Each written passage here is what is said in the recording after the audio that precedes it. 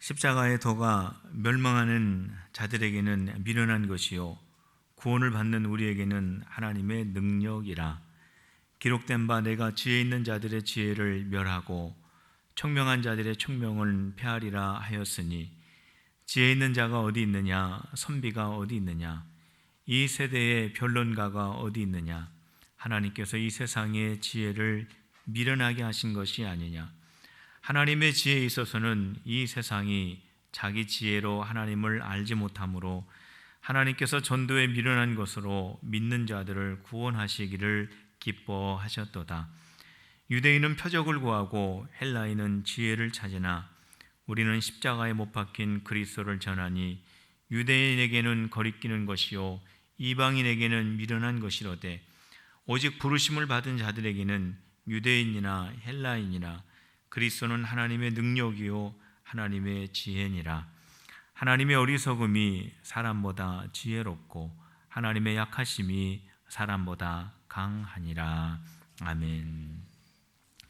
우리가 신앙생활을 하면서 우리 성도들이 늘 가까이 접하는 것이 한 가지 있습니다. 그것이 무엇이냐면 십자가입니다. 교회 본당에 들어오면은 중앙에 십자가가 있습니다. 그리고 우리가 교회 밖으로 나가면 우리 교회 지붕 오른쪽에 또 십자가가 세워져 있습니다. 우리가 찬송가를 부르고 하나님의 말씀을 들을 때 늘 십자가에 관련된 하나님의 말씀을 듣게 됩니다. 여자 성도님들 같은 경우에는 십자가 목걸이를 하는 분들도 계시고, 또 십자가 배지를 하는 우리 남자 성도님들도 계시고, 또 십자가 반지를 하고 있는 그런 청년들도 있습니다. 이처럼 우리 성도들에게 있어서 이 십자가라고 하는 것은 상당히 친숙한 것이고 자연스러운 것이고 늘 가까이 접하는 것이 바로 십자가입니다. 그런데 더 중요한 것이 있습니다. 우리가 십자가를 늘 보고 가까이 하는 것보다 더 중요한 것이 있는데, 그것은 바로 그 십자가의 의미가 무엇인가를 우리가 잘 아는 것이 더 중요합니다. 과연 이 십자가가 나에게는 어떠한 의미를 주는가, 이것을 더 잘 알 때에 그 십자가를 바라보고 십자가를 가까이 할 때 나에게 더 큰 은혜를 줄 수 있기 때문에 그렇습니다. 오늘 우리가 읽은 본문의 내용은 십자가에 관련된 내용입니다. 오늘 사도 바울은 십자가는 곧 하나님의 능력이다 라고 그렇게 말씀합니다. 우리 한번 따라해 봅시다. 십자가는 하나님의 능력이다. 믿습니까? 십자가는 하나님의 능력이다. 그리고 오늘 본문 말씀에 읽어보면 같은 말씀입니다만은 십자가는 하나님의 지혜이다 라는 그런 말씀입니다. 우리가 신앙생활 할 때 능력이 어디에서 나오느냐? 십자가의 예수님에게서부터 나온다라고 하는 뜻이고, 우리 성도들이 이 세상을 살아갈 때 지혜가 어디에서 오는가? 세상의 지혜에서 오는 것이 아니라 십자가의 예수님으로부터 온다라고 하는 그런 의미도 담겨져 있습니다. 바울은 오늘 우리가 읽은 본문 말씀을 통해서 십자가가 하나님의 능력이요 하나님의 지혜라고 했는데, 왜 그것이 하나님의 능력인가에 대해서 오늘 이 아침에 함께 살펴보려고 합니다. 첫 번째, 하나님의 이 능력이 십자가의 도가 되는 그 이유가 무엇인가? 그 이유는 이 십자가의 도를 통하여서, 십자가의 원리를 통하여서 죄인 되었던 우리가 변화되었기 때문입니다. 어떻게 변화되었습니까? 하나님의 의로운 백성들로 변화가 된 것입니다. 저와 여러분들이 십자가의 예수 그리스도를 믿음으로 말미암아 하나님의 거룩한 자녀 된 것을 믿는 우리 필그림의 성도들이 다 되시기를 주님의 이름으로 축복합니다. 십자가의 원리, 우리가 십자가는 많이 듣습니다. 우리가 십자가도 많이 보고, 그런데 이 십자가의 원리가 과연 무엇인가? 우리가 구체적으로 말씀을 드리면, 우리는 생각하는 것이 늘 죄이고, 우리가 행하는 것이 늘 죄이고, 우리가 살아가는 이 세상에서 늘 죄로부터 영향을 받고 유혹을 받아서 늘 죄에 물들어가는 죄의 인의 모습으로 살아가고 있습니다. 이러한 죄를 가지고 하나님 앞에 설 때에는 그 죄의 대가는 죽음일 수밖에 없습니다. 우리가 하나님 앞에 죽을 수밖에 없는 그러한 사람들이었는데, 우리가 받아야 할 죄의 대가인 그 죽음을 예수님께서 십자가 위에서 대신 죽으심으로 말미암아 그 결과 우리는 그 죄에 대하여 용서를 받게 되고, 죄인 되었던 우리가 하나님의 자녀가 되었다라고 하는 것이 십자가의 도요, 십자가의 원리입니다. 바로 사도 바울이 우리에게 늘 강조하고 있는 십자가의 원리가 바로 그것인데, 이 십자가의 원리를 통하여서 우리에게 가장 중요하게 교훈하고 있는 메시지는 바로 그 십자가의 예수 그리스도로 말미암아서 죄인 되었던 우리가 하나님의 의로운 자녀로 변화되었다라고 하는 이 사실입니다. 성도 여러분, 십자가의 예수님을 믿음으로 말미암아 여러분들이 하나님의 자녀된 것을 믿으시기를 바랍니다. 하나님의 자녀로 변화되었다라는 거예요. 죄인 되었던 우리를 하나님의 자녀로 변화시킨 것이 바로 하나님의 능력이다라고 하는 그러한 말씀입니다. 이 십자가의 이 도 안에 하나님의 능력이 있습니다. 그런데 그 하나님의 능력이 나에게 경험되고, 하나님의 능력이 나의 능력이 되기 위해서는 우리에게 한 가지 필요한 것이 있습니다. 그것이 바로 무엇이냐면 믿음입니다. 예수님이 십자가 위에서 죽으심으로 말미암아 나의 모든 죄가 사함을 받고, 내가 그 예수님을 믿음으로 말미암아 내가 하나님의 자녀 되었다라고 하는 바로 이 사실을 믿을 때 하나님의 능력이, 십자가의 도 안에 있는 하나님의 능력이 바로 나에게 경험이 될 수 있습니다. 성도 여러분, 바로 이 믿음을 소유하는 우리 필그림의 성도들 다 되시기를 주님의 이름으로 축복합니다. 우리가 하나님의 능력을 참 많이 이야기합니다. 하나님의 능력을 좀 받았으면 좋겠다. 하나님의 능력이 있는 교회가 되었으면 좋겠다. 하나님의 능력을 이야기하고 하나님의 능력을 참 우리가 많이 사모합니다. 성도 여러분, 하나님의 능력 있는 성도는 어떠한 성도일까요?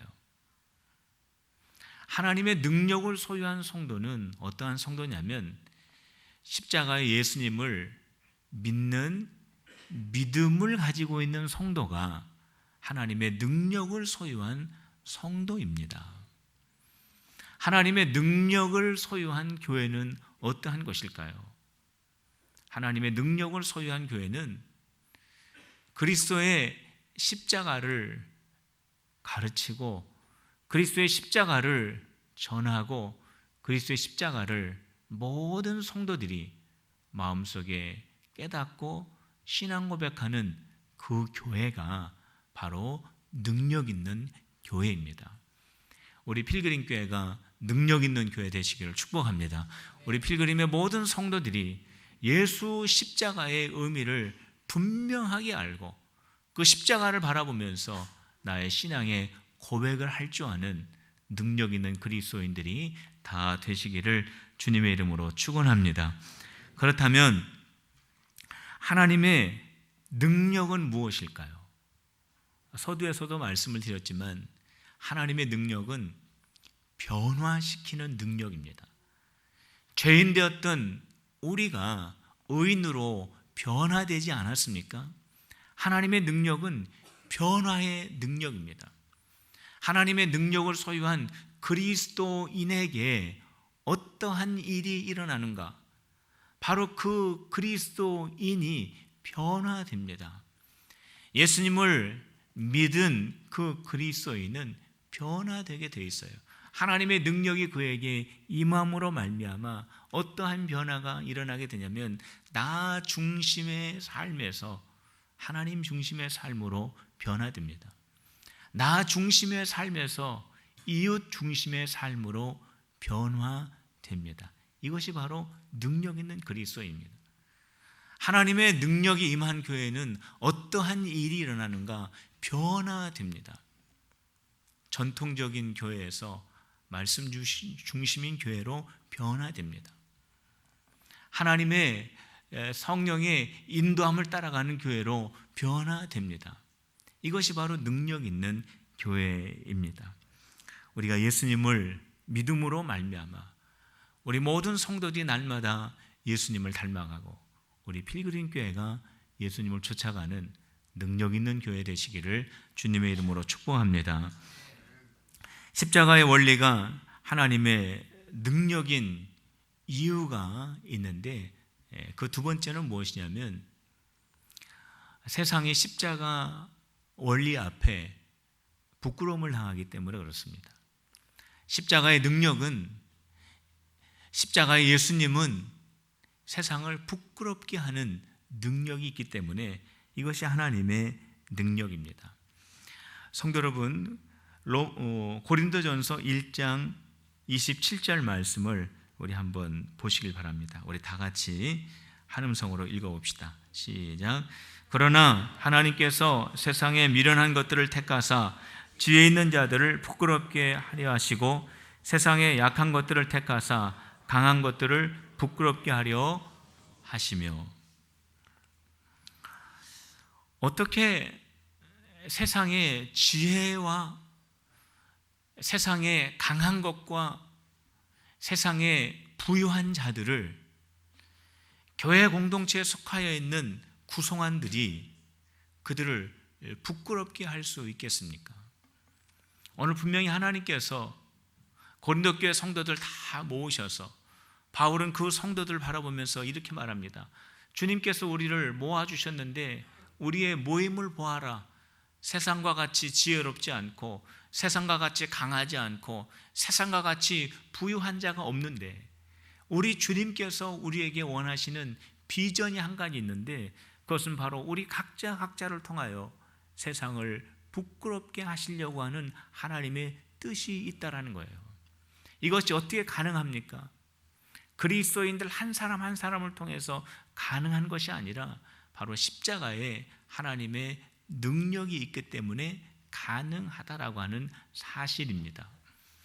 그렇다면 교회 공동체 안에 있는 그리스도인 한 사람 한 사람을 통해서 어떻게 세상의 부유한 자와 강한 자와 지혜로운 자들을 부끄럽게 할 수 있는가?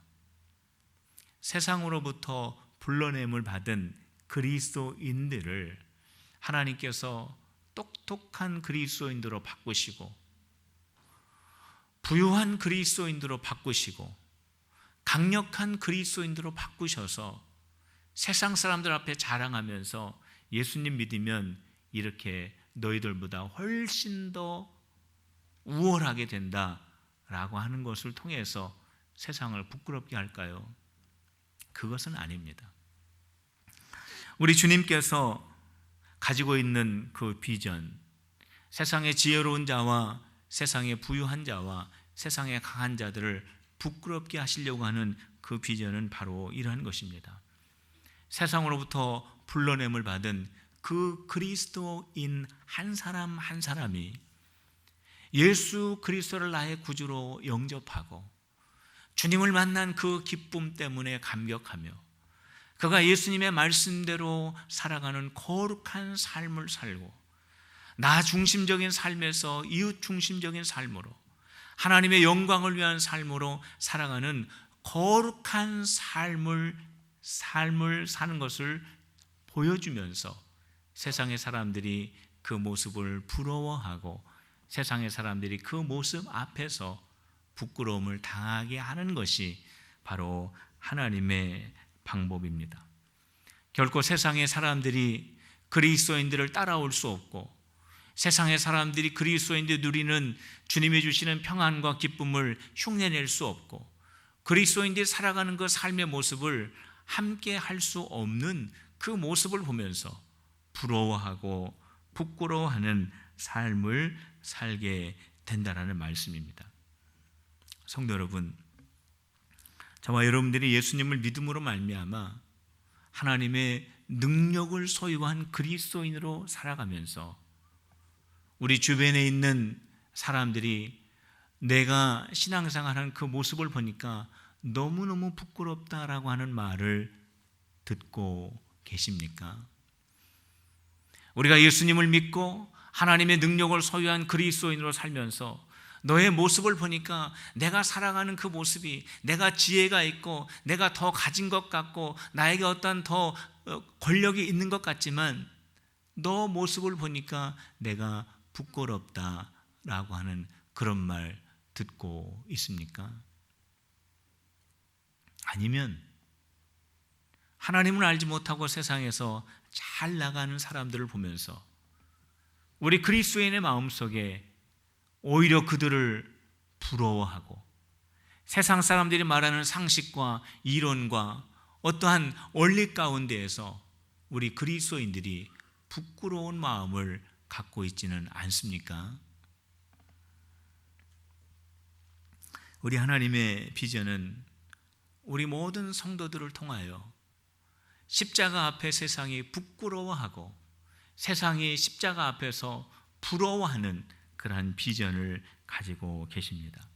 어떻게 하면 우리를 통해서 세상을 부끄럽게 하시려고 하는 하나님의 뜻이 이루어질 수 있을까요?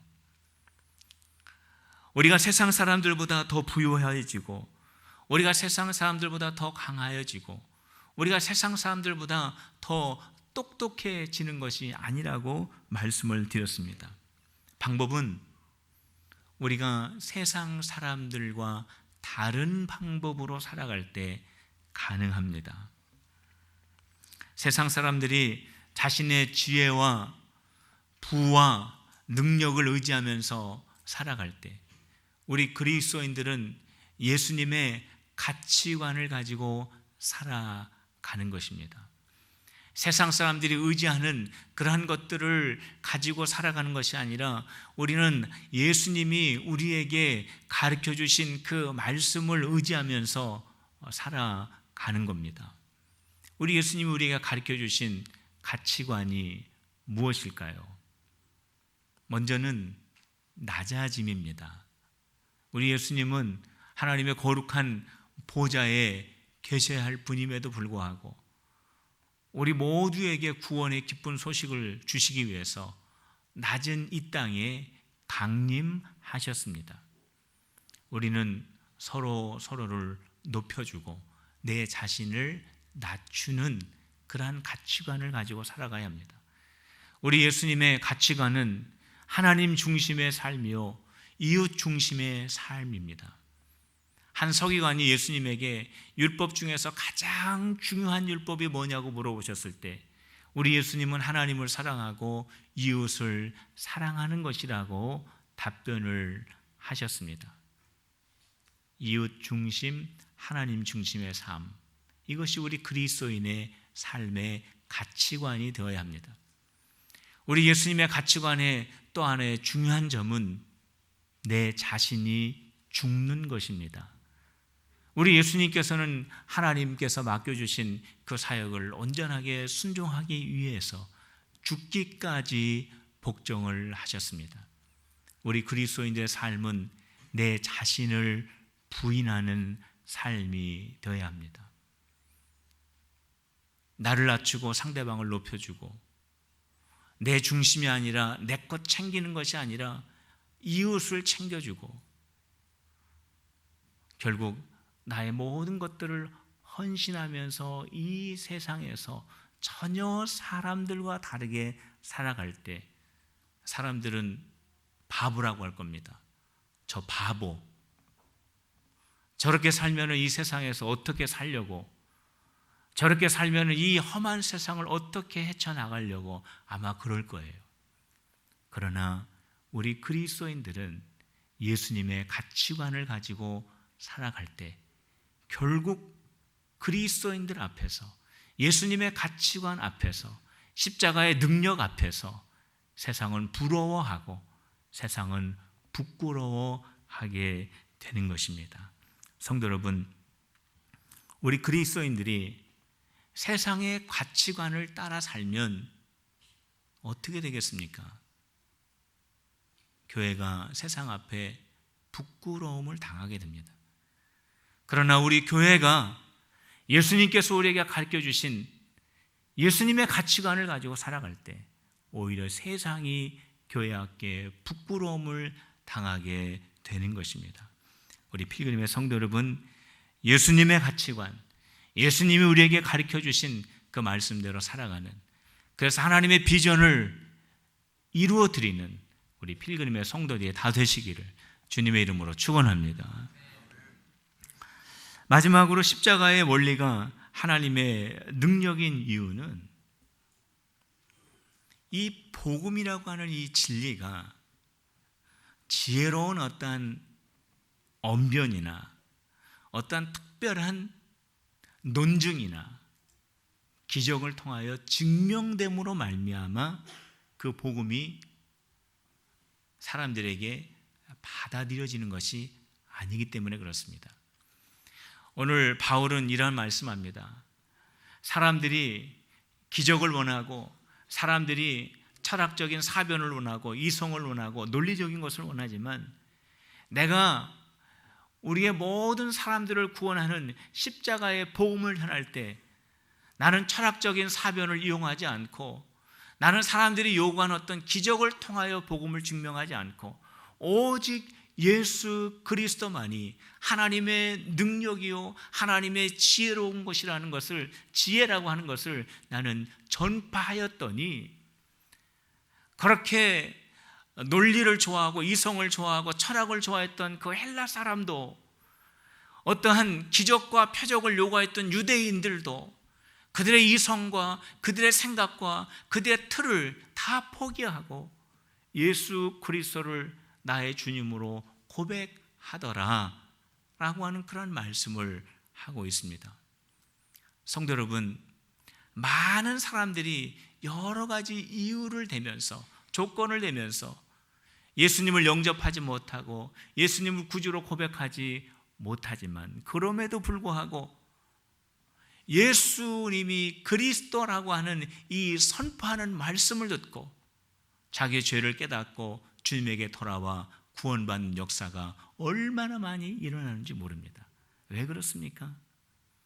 우리가 믿고 우리가 전하는 예수 그리스도, 바로 그 분이 하나님의 능력이시고 하나님의 지혜이기 때문인 줄로 믿으시기를 바랍니다.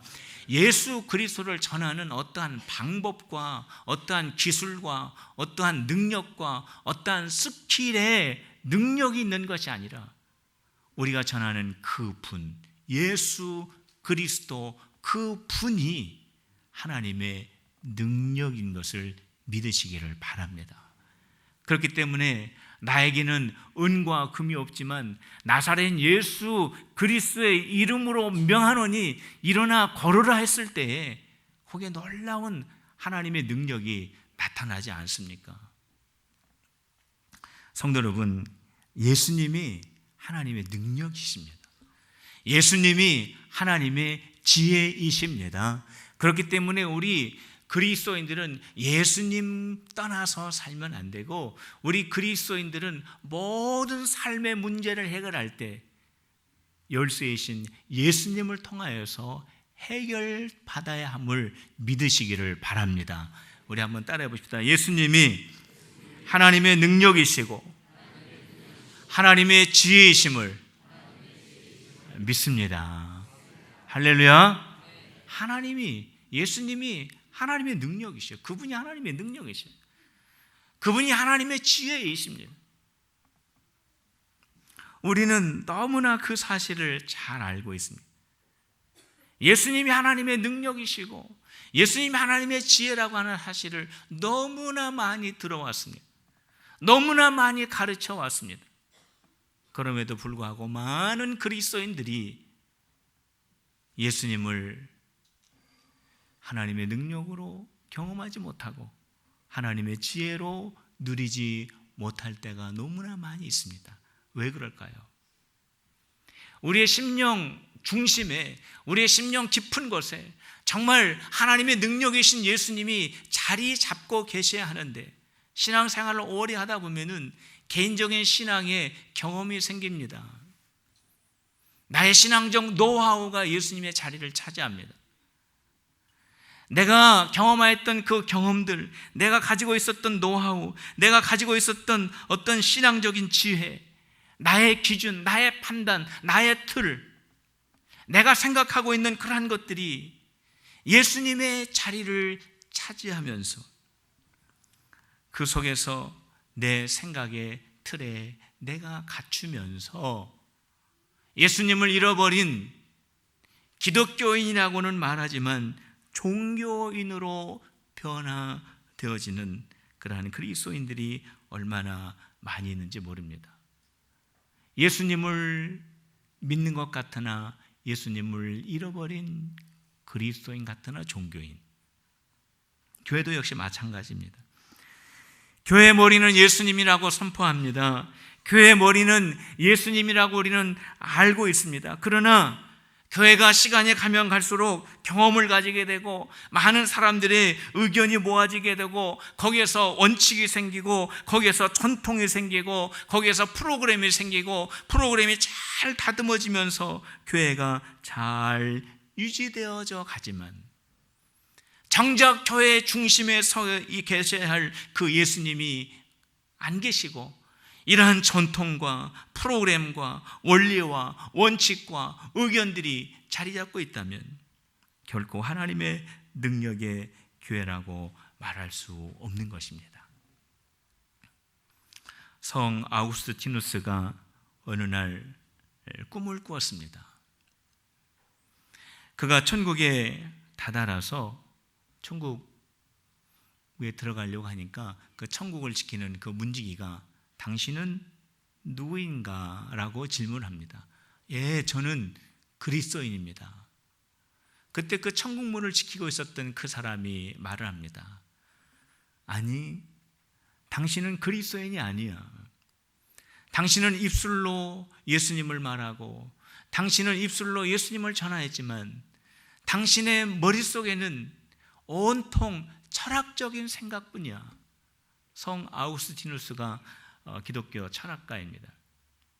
예수님을 말하지만 너의 머릿속에는 온통 예수님에 대한 지식뿐이야. 너는 철학가이지 그리스도인이 아니야. 라고 하는 말을 듣고 깜짝 놀라서 잠에 깨어서 이러한 고백을 합니다. 그렇다. 나는 예수님 믿는 사람이다. 앞으로 나는 예수님을 생각하고 앞으로 나는 예수님의 말씀대로 살아가고 나는 예수님의 말씀대로 순종하는 그리스도인이 될 것이다 라고 그렇게 고백을 했습니다. 그리스도인이 왜 그리스도인입니까? 예수님 말씀대로 살아가기 때문에 그 그리스도인의 마음속 중심에 예수님이 계시기 때문에 그리스도인입니다. 교회가 왜 교회입니까? 교회 안에 생명 되신 그 예수님이 계시기 때문에 교회를 교회라고 말하는 것이 아닙니까? 우리 필그림에 속하여 있는 우리 모든 성도들의 심령 속에는 바로 그 예수님이 그 중심에 계시기를 주님의 이름으로 축복합니다. 그리고 우리 필그림교회 중심에는 그 예수님이 자리하는 하나님의 능력을 소유한 교회가 되시기를 주님의 이름으로 축원합니다. 다 잃어버려도 우리가 다 빼앗겨도 예수님만은 빼앗기지 않고 예수님만은 잃어버리지 않고 예수님의 정신만은 놓치지 않는 우리 이 시대를 살아가는 진정한 그리스도인, 능력 있는 그리스도인 필그림의 성도들 다 되시기를 주님의 이름으로 축원합니다. 기도하시겠습니다. 우리 이 시간에 하나님의 능력을 소유한 그리스도인 필그림이 되기 위해서 우리 한음성으로 다 같이 기도하시겠습니다. 할렐루야.